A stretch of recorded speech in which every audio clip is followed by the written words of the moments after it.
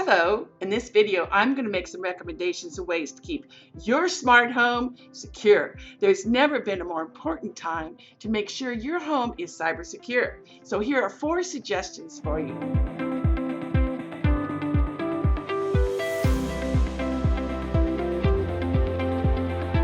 Number 1, use a private network.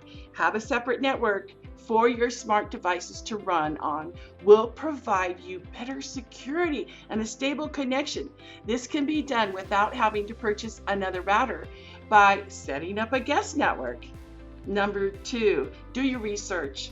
Review the privacy settings of each device that you purchase to get a better understanding of the date which the provider has access and to what extent. In other words, read your privacy rights on the instructions and Google review these products, see what other people are saying about the security. Number 3, stay on top of the device updates. Software updates often include improved security features, so keep your products up to date for better security. Number 4, use a VPN. That's a virtual private network.